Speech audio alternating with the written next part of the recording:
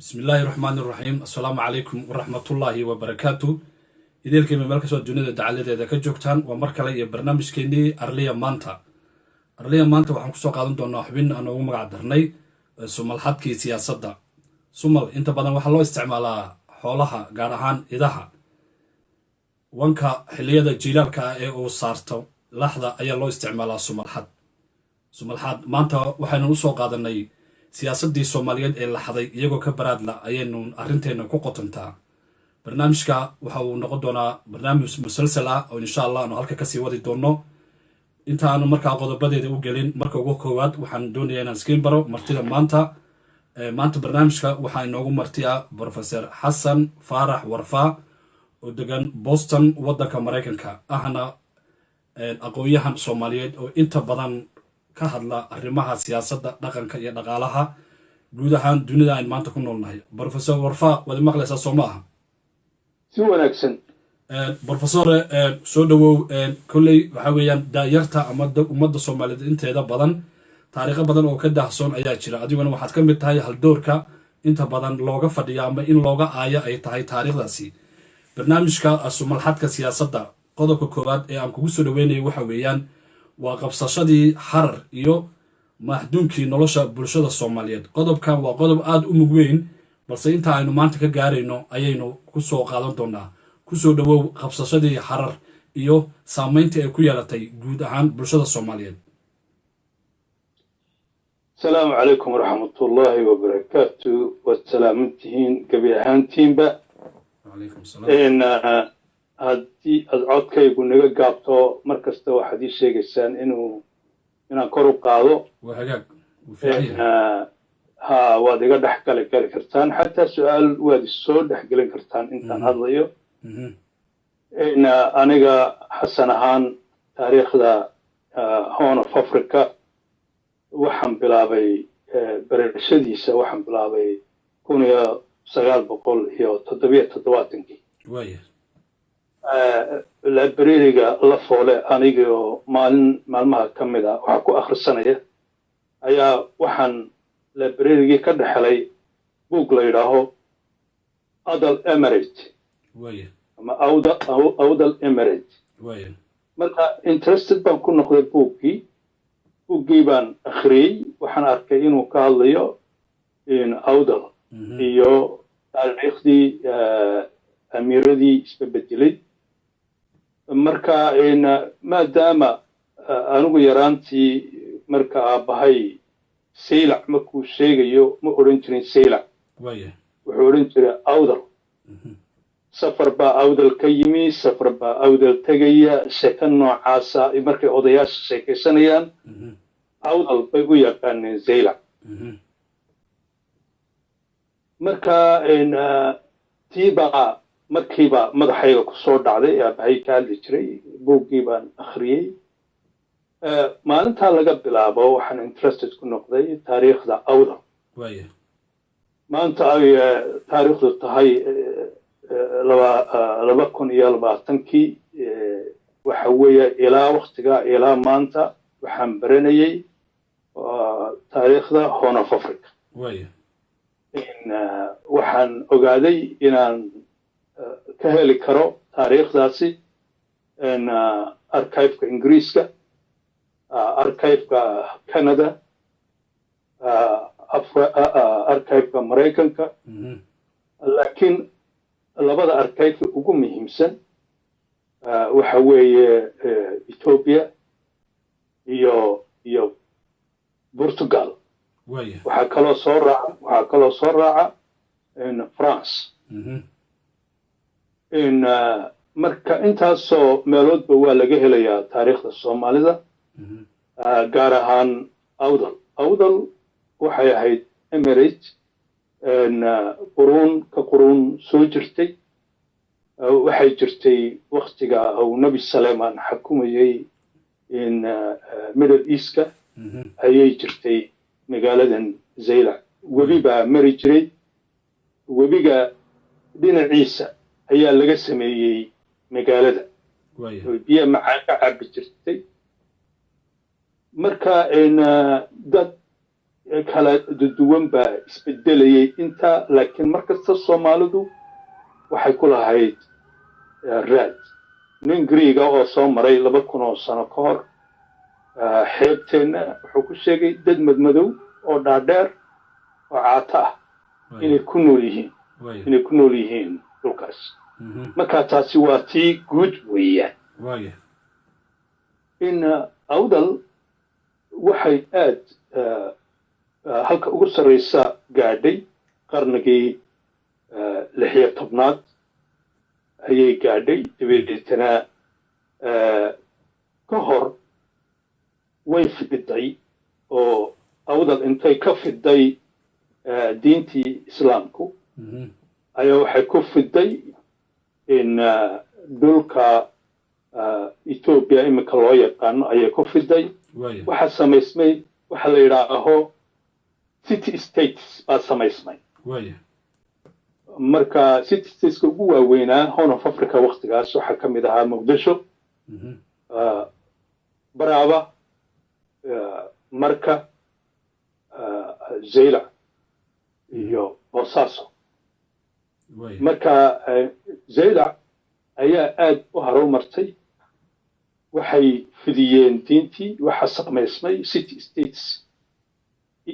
Ifat iyo muxuu ahaa Shawa iyo Harar iyo kuwa la mid ah hadiya waxaasoo dhan marka waxay ahaayeen waxa la oran jiray Ethiopia dusha sare waxa ka xigay Abyssinia oo imika loo yaqaan Ethiopia laakiin waagii hore Ethiopia waxay ahayd qaaradda dadka madow Ethiop waa kelmad Greega waa black marka Ethiopia waxay ahayd black people dhulka ay ku nool yihiin markay buugta soo qaadanayaan waxay Ethiopia markay leeyihiin waxay ka hadlayaan Horn of Africa oo dhan way Soomaaliya ugu horeyso waqtiga Ethiopia Abyssinia ay qaadanayso magacan Ethiopia waa waqtigii Haile Selassie waana lagu diri jiray qofkii yiraahaa Abyssinia qof kasta waa inuu yiraahaa Ethiopia waa taawi in city states ki abuurmay waxa ugu xoog batay marka ahayd 1800 iyo muxuu ahaa in 60kii 1860kii waxa ugu xoog badnaa Shawa oo soo u dhantahay muslina in Menelik oo Harar qabsan doona in waxaan ka hadlaynaa Harare Menelik bihi muslim buu ahaa in waxa bilaabmay marka in Shawa waxa ka bilaabmay waxa markii hore haystay qaybtan muxuu ahaa Amxaarada meel la yiraahdo Todros baa wuxuu la dagaalamayaa invaderskii ka yimi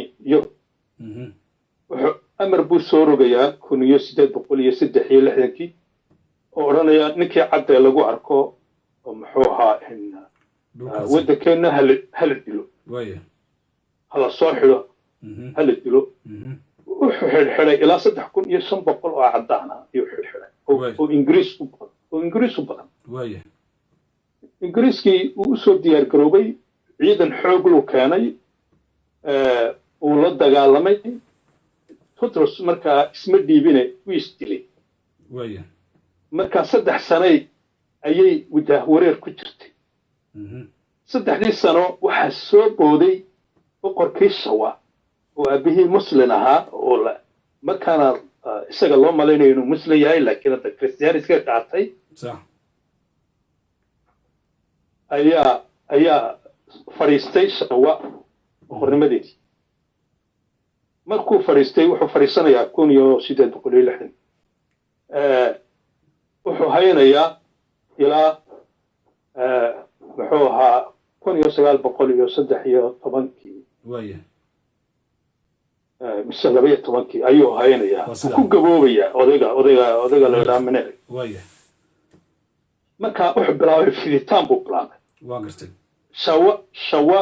wuxuu qabsaday kuwii muslimka ee ka hooseeyey xagga hoose ka xigay buu qabsaday wuxuu u kacay westku u kacay wuxuu qabsaday muxuu ahaa kuwii xagga suudaan xigay wuxuu u kacay northka oo talyaanigu haystay talyaanigu wuxuu qabsanayaa iyo talyaaniga iyo muxuu ahaa faransiiska iyo ingiriiskuba iyagoo ka faa'iidaysanaya Richard Burton reportkiisii 1853 oo saylac yimi oo yimi dhulkeenna أو يمي أو حالي رها بوكا the first food steps in East Africa مركا أضيال كذا برشا كهينا يو هرب جينية إن دبتنا هر أمير بحكومة يهرب ريبورت بقرة مركا ريبورت كي أو إيست إنديان كمبانيغا بقرة وحالا بحتقله intelligence كا إنجليز كا أبوها إن ريبورت كي وحو عاوية يوروبينكي مركا رش bay soo sameeyeen because waagi hore waxa la oran jiray the forbidden cities dhulka aan la tegi karin ee mamnuuca ah marka ka hor waxaan ka soo booday markay maraysay heerka ugu sarreysa awdal awdal ay ka googo'een waxa ka googo'aya stateskii xaggan Ethiopia ku yaalay shawa iyo هدية إيه وكجوعية هدية إيه بالي شرقة إيه عربيني إيه هل كي حد ملهاين أوضل ويكجوعين واحد قبسنا أوضل مكا واحد مرقرة قاعدي إلى مباسة إلى مباسة أي حكومي مر أوضل دويتنا ولا جو أي ولا كسر ويكجو حقيقي بايرة واسدام marka waka Boortaqiisku imanaya ee magaalada Zeylac baabeenaya waxa weeyaan 1500 wuxuu ku soo noqonayaa 1515 Pedro da Gama nin la yiraahdo oo Vasco da Gama oo markii hore ka soo wareegay Cape of Good Hope oo dabeetana kii ugu horreeyay India taga ahaa isagoo maray South Africa India tagay ahaa ayaa dabeetana next move-kiisii waxay noqotay inuu qabsado xeebaha Malindi inuu ataago Mombasa iyo Muqdisho iyo Barawa iyo reportka Barawa oo ka qoray baan akhriyay waxay report cajiib wuxuu ku yaalaa waxa la yiraahdo Bantu civilization buuga hadda akhridaan buu ku yaalaa sida uu wuxuu sameeyay Muqdisho iyo Barawa iyo Zeylac si kastaba ha ahaatee waxaa soo dhan ka kaalay waxaad weydiisay harar iyo qabsashadeedii ninkii Milik markuu fidsaday wuxuu isku dayay Eritrea oo Talyaanigii markaa inay dhulkii u yimi reportkii baa laga faa'iideystay Richard Burton waa la soo yaacay waa la qabsaday waa la isku wada laayay ninban baa qabsaday waxaa loo baxay European Space waa la isku wada laayay waxa la shirtay degdega marka la iskugu yeeray oo la yiri Berlin Conference wareeda aan kala qaybsan oo aan isku ogaano ninba meel lagu ogaado waa gartay marka Italy waxa la yiri Libya lagu ogyahay Germany waxa lagu ogyahay Tanzania iyo dhulka Ingiriiska waxa lagu yiri East Africa oo ahayd East African Protectorate oo ku joogtay Juba webiga Juba ayay ku joogtay marka webiga Juba wixii ka shisheeya ilaa laga gaarayo Mombasa Ingiriis baa qaatay wixii xagga ka shisheena waxa qaatay German wixii Juba ka xiga xagga North kana waxa qaatay Talyaani ilaa magaranaysa Bosaso Somalia Protectorate Ingiriis ayaa qaatay markan ay qaadanayaan already way soo sahmiyeen deedkiiba Francis wuxuu joogay Djibouti hadal iyo dhammaantii ninka la yidhaaho Menelik wuxuu arkay in wadankii dad European u tashadeen ay qaadanayaan waa gartay ujeedada aw ka lahaa oo harar u qabsanayay ma ahayn dal Soomaali qabso isma lahayn wuxuu lahaa ka celi siilac ka celi muxuu ahaa waqooyiga ka celi yurubiga waa gartay dhulkan oo dhan oo midaynayo wuxuu doonayay inuu ka celiyo yurubiinka ma ahayn oo fikrad ka dhalataba ay ahayd Patros oo loo dilay because wuxuu yidhi nacadaana kuma arki karo waa gartay fikrad noocaasa ayaa markaa ninka Menelik ciidankii buu hor joogsanayaa nin raas calowle la yidhaaho muslina ayaa u madaxa wuxuu ku yidhi gambo xidhay gambo ayuu xidhay markaas wuxuu ku yidhi gambada ama waan xidhnaanayaa oo gun baan ahaanaynaa oo boqorkiinnii baa gamba xidhnaanaya ama gambada waad iga furaysaan buu waa gartay waan kaa furaynaa baa lagu yidhi intuu dagaalka ku jira gambada u xidhnaa dabeetana ras calowla dagaalkiiba ku qaadayaa talyaaniga 1896 talyaaniga oo markaa haysta Eritrea ciidan xoog leh ayuu keenay ciidankiisii wixiisiiba waa la burburiyey meesha cadwa la yidhaaha lagu burburiyey kadibna waxaa bilaabmay sayid maxamed cabdilla xasan oo isagu soo noqday oo dhaqdhaqaaqa ogaa yurubiinka ogaa isagiyo nin kaloo hebel afqaani la yidhaaho iyo ninkii kale suudaanigii dhowr nin bay ahaayeen waxaa lagu tasaday in laga celiyo isticmaarka dhulka markaa qolo kastaba suudaan meesheedii bay ka qaadaysaa cumar mukhtaar liibiyadiiba ku qaadaya kii kale afqaanigii afghanistan buu ingiriiskii la dagaalamayaa in sayid maxamed cabdilla xasan wuxuu imanayaa beridanakil masaajid buu ka dhisayaa uu ka imanayaa wuxuu imanayaa in zaylac uu kasoo tegayaa berberu imanayaa berbere ayuu kasoo galayaa markaa meesha dalka dagaal buu bilaabayaa waxaa caawinaya jarmal iyo turkiga taariikhahana laguma dhigo lagumana sheegin waxaynkaasa waxa bilaabmayay waxaa yidhaahaa axis baa bilaabmay axisku waxay noqdeen Germany iyo Italy iyo muxuu ahaa iyo Turkey ayay noqdeen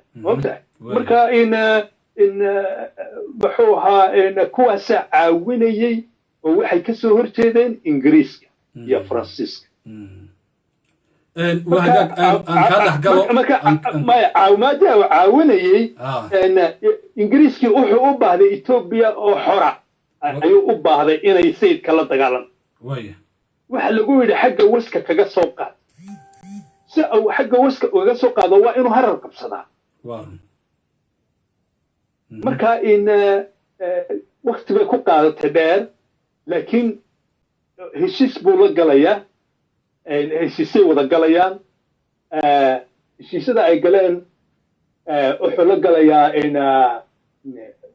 Faransiiska oo kale wuxuu la galayaa 1897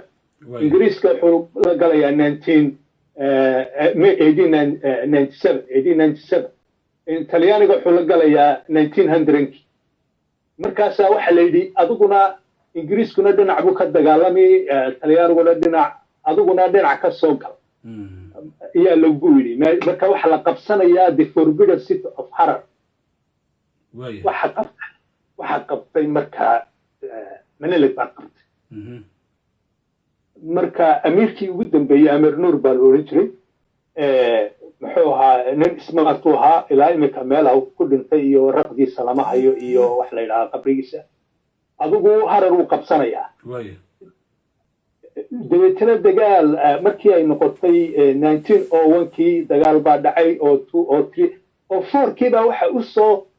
waxa imanaya ciidan South Africa ka imanaya ciidan Yemen ka imanaya ciidan Ingiriiska East Indian Company ka iman ciidan ugu badnaa ever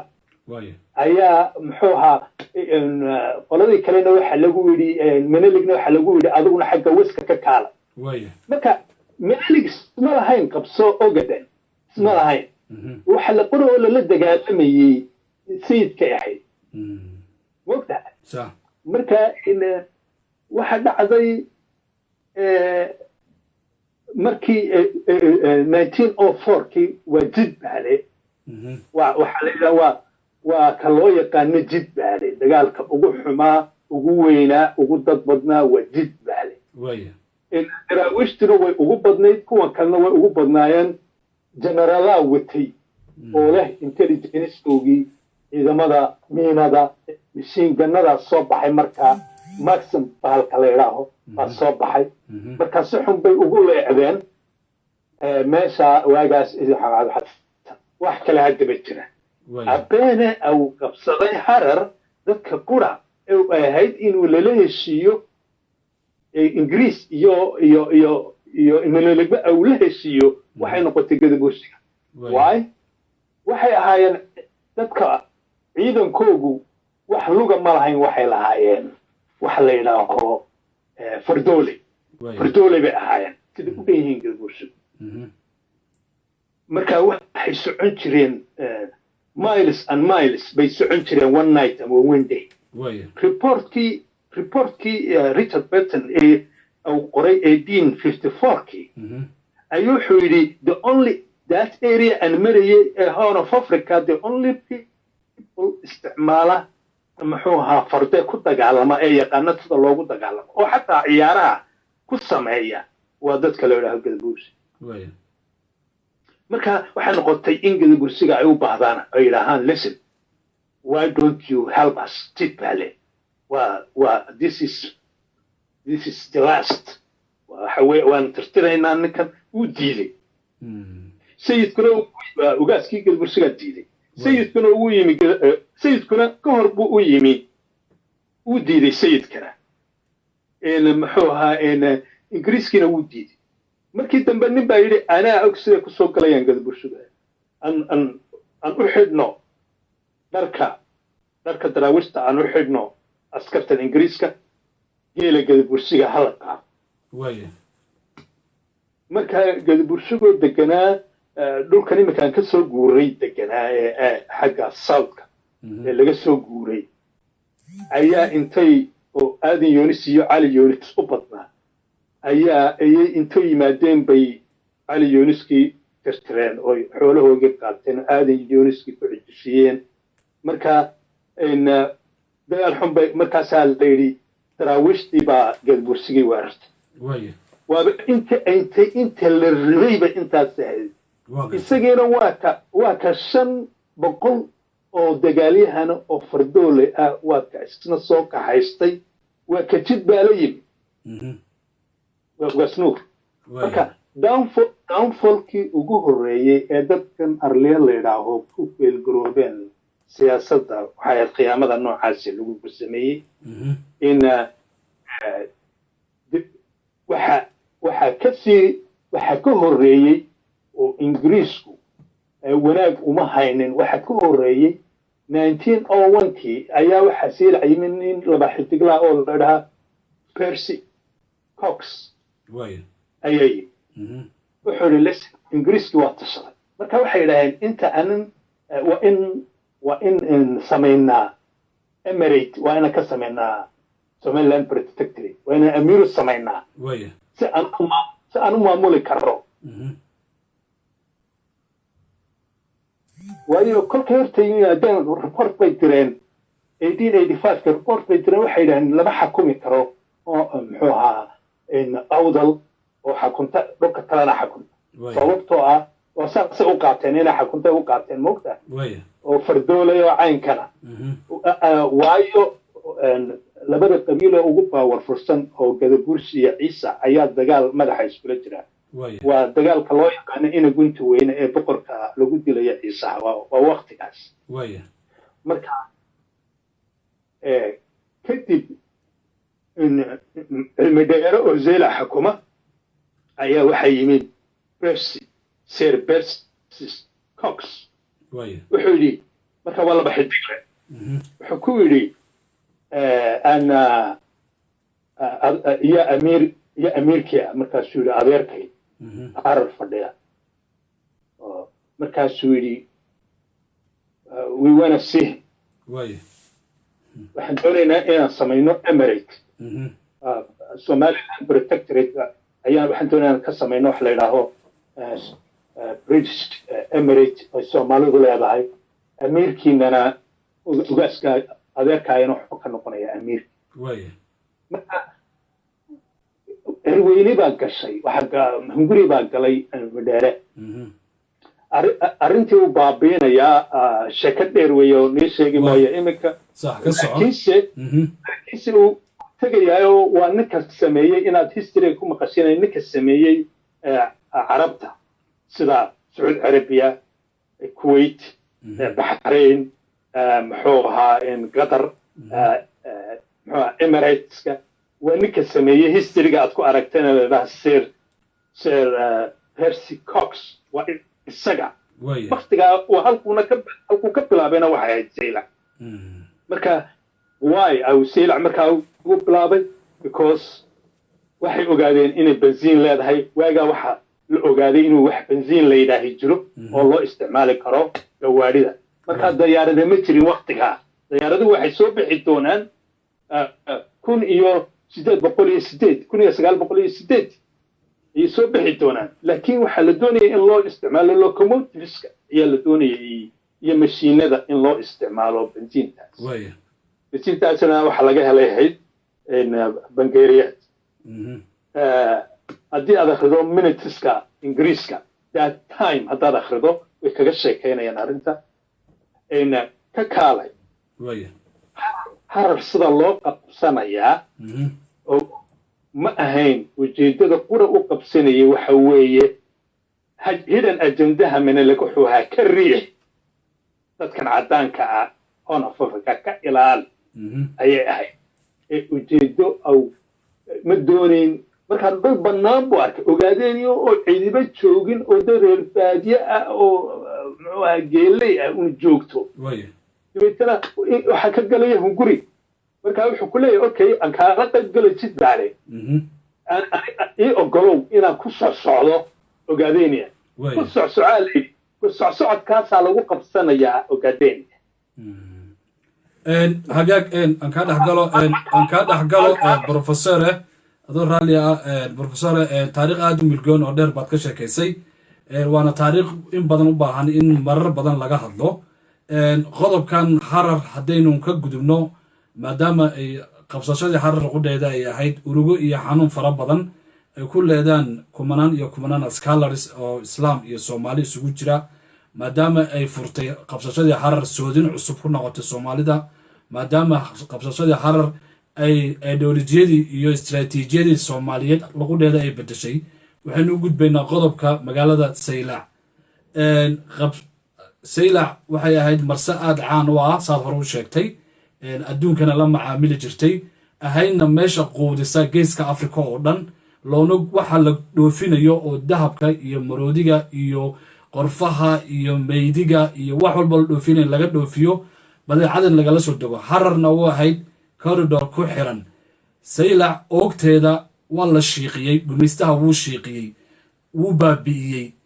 arwaaxdeedii buu ka qaaday sababta ugu muhiimsan ee gumaystuhu faransiis iyo ingiriisba ay saylac u burburiyeen maxay ahayd waa laga shiray house of commonska ingiriiska ka shiray sidii loo harar waa la baabiyey waa la qabtay waxaa la geeyey wadaado faransiisa oo kuwa diinta faafiya ah ayaa harar la geeyey wixii ay hiddo iyo dhaqan u lahaayeen waa la burburiyey waxyaabo badan baa lagu abuuray waxaa ka mid ahaa fantada ka mid ahayd cudurrada lagu abuuray dadka baabiisay muxuu ahaa waxa weyan waxaa laga bartay america ayaa jirtay inaa sidaa loola macaamilayay dadka indigeneska sidoo kale ayuu faransiisku ugu isticmaalay waxyaaba noocaasa dhulka oy wadeen wadaadada muxuu ahaa markaa zaylacna waa laga fadhiistay waxaa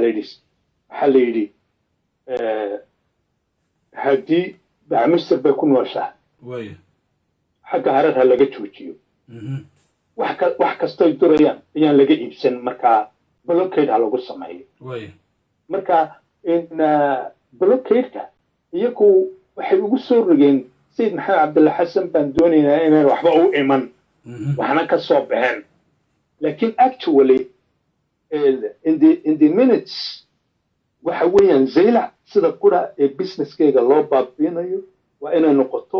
inaan waxba laga iibsan waxna la geynin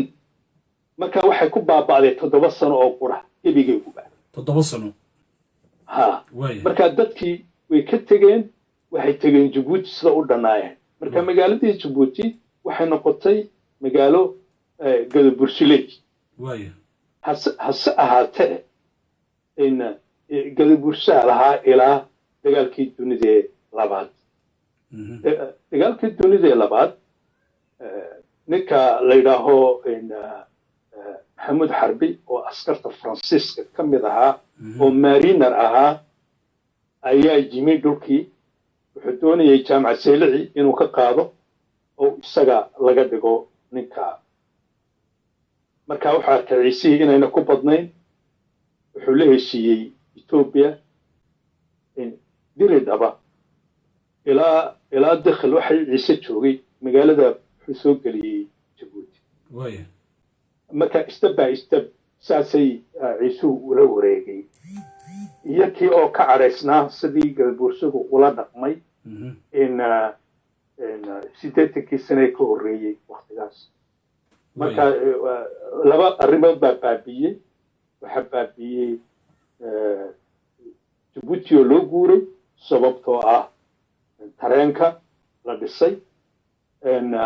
sababta labaadna cunaqabatayn lagu sameeyey si ay Djibouti u dhisanto in wax kasta laga dhoofiyo Djibouti wax kasta oo la dhoofinayay wax kasta oo la keenayba Djibouti ay ka timaado hase yeeshee colaad baa dhex martay Ingiriiskii iyo Faransiiskii iyo xabashadii waxaa ka dhaxeeyey loolan aan muuqan laakiin halis ah waxaa qaraar lagu gaaray in zaylac la siiyo Ethiopia awal xadku galdeesuu ku joogay awal waxaa la yidhi ha la siiyo nin laba xidigla ahaa oo joogay meesha inuu isla kan u yahay Percy Cox iyo in kale mooye laakiin nin lieutenant ahaa ayaa warqad qoraya maxaa telegram u diraya East Indian Company iyo cadan iyo Ingiriiskaba ballan baan la galay gadabursiga waxaan nidhi zaylac cid kale ma siinayno iminkana waxaad u soo qoondayseen inaad siisaan muxuu ahaa xabashida marka waa unfair TC baa socotay waxaa la yidhi waayo xadkaa la soo dirsay galdesaa laga soo durkiyo hala keeno muxuu ahaa meeshan dee ay tahay boorama quljeed halkaa mari xadku marka halkaasuu marayaa halkii hore ahaan jiraa walharawa waxaa ka tirsanayd zaylac baa laga xukumeeyey reer harawe iyo reer zaylac isku mid bay ahaayeen markaas saasay sheekadu ahayd saasay ku baabaaday magaalada zaylac marka ma waxaad leedahay xadkii marka hore jaldaysa joogay ayuu miliq soo fidiyey dabadeedna gobolkii harawa sidaa ayuu gudaha u galay ha si loo sasabo xaba sidii hesiis baa waa la ogolaaday inay zaylac qaadato laakiin waa laga noqday oo ninkaa laba xidiglaha reportka uu qoray baa yaa u diiday laakiin waa inaa wax la siiyaa waa inaa wax loo ogolaadaa marka harawa valley baa la siiyey ilaa laga gaarayo muxuu ahaa diridhaba ayaa la siiyey waa hagaag halkaa aad joogta lafteeda marka aad soo qaaday Djibouti loo guurayo waxaa jirtay ugaas rooble in uu u tagay Faransiiska uu kala hadlay qadka Djibouti ida magaalada Djibouti ee caasimadda maanta waa dalka Djibouti inta aanan qadka laga dhisin in uu ka codsaday in magaalada Saylac laga dhiso qadka tareenka ee ilaa Diridhabe arrintaana laga diiday kadib magaalada Djibouti ee caasimadda u ah dalka Djibouti maanta waa tii iyadoo lafteeda ay dagaalo ehli ah oo labada walaalood oo gadabursi ciise dhex mareen 1948 dagaalkaasi maxaa salka uu ku hayay ayaad u malaynaysaa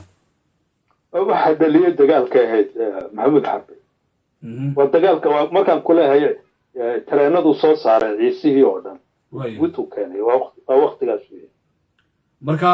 dagaalku wuxuu ahaa dagaal siyaasadeed oo u dhexeeyay maxamuud xarbi iyo jaamac saylici miya dagaalka waxa dhacday markii dagaalkii dunida labaad dhammaaday heshiise la galay 1945kii heshiise la galay in xisbi waxa soo baxay digoolis la yidhaaho oo ninkii generaalkii ku guulaystay ay siday sheegayaan dagaalkii faransa oo dee digool ahaa oo u heeliyeen soomaalidu gaar ahaan galbursiga iyo ciise iyo jibraa bokorku u heeliyeen ayaa ma jiri marka waa inuu janaalnimadii ka fadhiistaa waa inuu ciidanimada oo sifil ahaan isku sharaxaa xisbi digoolisaa la sameeyey digooliskii jaamac saylici qolo dhinaca kale ahayd oo mitid ahayd oo socialist ahayd ayuu jaamac saylici governorkii wuxuu ahaa xukumayay jabuuti ayuu galay awalba ka mid ahaa marka waxay ahayd abeena au qaadanaya digoolisku arkay inay xoog wen yihiin inuu ka baxo ayay ahayd moogtahay maxamed xarbi baa la eegtay muxuu ahaa arrintaas marka hore waxaa la yidhi raggan waddanka inaga muxuu ahaa inagu xakumaya ee waxba inaga siinay inay turkiyana la iska celiyo marka uu lahaa doorta wuxuu samayn jiray qaad badan ayaa xagga etoobiya laga soo siiyaa marka ciisiyo xitaa qaad cunin buu qaad siinaya uu leeyahay cuna qaad dadku dad wanaagsan bay ahaayeen 100% dad wanaagsan oo la isjecel yahay oo dowladda iyayna ku jirin laakiinse xabiisi fudhiin ayna waxba laakiinse waxa weeyaan iyagu waxbay ka raran jireen dadka misrka laga iibsado waxay laga rabtaa anaga bursaha marka halkaas colaadu ka timi ninkaasaana aasaasay waa hagaag professor xasan warfa runaanti geesi lama gaagaxiyo qaybta dambe ayaan kusoo qaadan doonaa haddii ilaa yidhahdo arrimaha jabuuti ka dhacay tan iyo yagleelidii jabuuti iyo dalka jabuuti magaalada jabuuti nidaamkii ka dhacay halkaa iyo waxaasoo dhan gabagabadii barnaamijka su-aasha ugu dambaysa arwaaxdii arliya ayaa waxay ku muusanaabaysaa calamada gadaasheeda yaalla oo ah dalka etoobiya eritrea jabuuti iyo soomaaliya muusanawgaasi bulshadii arliya inay 3-4 waddan u kala jabaan adoo soo koobayo dhinac siyaasadeed dhinac dhaqaale dhinac hogaamineed maxaad u malaynaysaa wixii xaqiiqana waa oo xaqiiqa wixii taariikhdiina waa taariikhi wixii xaqiiqa iminka jira yani iminka sidaa loo joogo arliya way jirtaa laakiin meel kuma fadhido waxbaa ku sheegayaa hala yaabin waxaan ku sheego in xadaaradii arliya ee awdal way socoto waxay tegtay etoobiya oo waxay tegtay hadiya iyo shawa iyo ifaat iyo dhulkaasay tegtay ninkan muslimka ah ee minilig dhalay waa extensionkii awdal waa awdal oo tagtay shawa oo fogaatay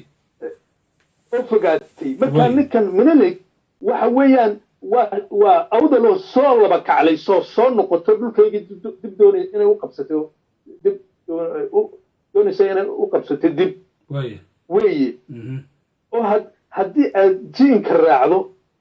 jiinka portugiska haddaad raacdo waxaan ay etoobiya minilig waxaan au rabay waa wixii awdal burburkii awdal la burburiyey ayaa dib loo dhisayey weeye marka meel lamay tegin arliya meel lama tegin arliya ama af oromaha ku hadasho ama af xabasha ku hadasho ama af afara ku hadasho ama af soomaaliya ku hadashee arliya way taagan tahay laakiin dee meel aad ugu hagaagayso ma laha laakiin xundhurtii may baabi'in oo waa taa waxay fadhidaa buurta libaaxley ayay fadhidaa waa gartay waxaa jira professore waddanka eritrea qoomiyadda la yidhahdo saaha oo kale waxaa jira qoomiyado dhan sida reerka la yidhaahdo daadsamo reerka la yidhahdo gadafuur reerar badan oo noocaas oo waxaa jiro arliya ka soo jeeda gobolka markaa aad aado dhinaca axmaarada deegaanka falaashaha arliya badan baa fadhida qoomiyadda beja la yidhaahdo reero dhan baa ka mid ah oromo waad ka hadashay qoomiyadda oromo sidoo kale haddii markaa aad tiri arliyo markaa iyadoo oo udbaheedii dhigaheedii sidata iyo maqaamkeeda buurta libaaxley bay joogtaa sidee mar kale arliyo ay maqaamkii iyo martabadeedii oo la soo noqon kartaa waad u malaynaysaa annagoo soo gebagabanayna barnaamijka arlea way haysataa dhulkoogii ee isma taqaano oo ninba meeshii ayuu ku afbartay gurigu ku afbartuu joogaa ee horn of africa siduu u dhan yahay iminka waa arleedii zaylac laakiin ma raba eg ma joogto un darfur iyo jad iyo dhulkan un ma joogaan buug halkan aan ku hayo iminka right now haddaan ku akriyo waad la yaabaysaa rag fardawataa yaa imanaya dhulkan nigeria soo galaya markaasaa ninka buugga qore wuxuu odhanayaa waa ayo kuwan fardaha wataa markaasuu yidhi soomaali baa la yidhaahaaoo waxay ka yimaadeen xaggaa iyo bariga ayay ka yimaadeen cidi lama hadasho cid sidaa uma eegto waa wada boqorro all of them markaa waxuun bay iibsadaanay soo galaanoo way noqdaanoo tuulooyin fara badan bay leeyihiin oo ah ilaa suudaan gaadhaya ilaa saaxada ilaa cafarta dhulkaas marka ilaa heerkaasaa la yaqaanay qarnigii 17aad iyo 18aad ayaa la qaayay dadkan laguu sheegaya lagu leeyahay jaad ba ha u bateene in dadka lagu leeyahay arleeda waa hagaag waan soo gabagabeynaynaa barnaamijkeenna waa barnaamij aan laga geyeynun qaybaha dambe ayaynun insha allah kusoo qaadan doonaa soomaalida tallowday ee central africa iyo jad iyo niger ilaa nigeria gaadhay guud ahaantood professor xasan faarax warfaa haddayna bahda airo t v waxaan kaaga mahad celinaynaa inaad naga ogolaatay inaad qayb ka noqoto inaan barnaamijka kugu wareysano aad baan kugu mahad celinaynaa waad mahadsantihiin asalaamu calaykum waraxmatullahi wabarakaatu intaa ayaanu kusoo afmeeraynaa barnaamijkeenii arliya maanta aynu kusoo qaadanay xubin aan ugu magac darnay sumalxadkii siyaasadda qodobada aynu barnaamij kusoo qaadanay waa qodobo aynu dib usii faaqidi doonno hadduu ilaahay yidhaahdo barnaamijka waxaa idiin qaadidhiga anigoo suxuf abrone wixii tala iyo tusaale waxaad nagu soo hagaajin kartaan airo@gmail.com waxaan idinkaga tegaynaa fi amaanillaah wasalaamu calaykum waraxmatullaahi wabarakaatu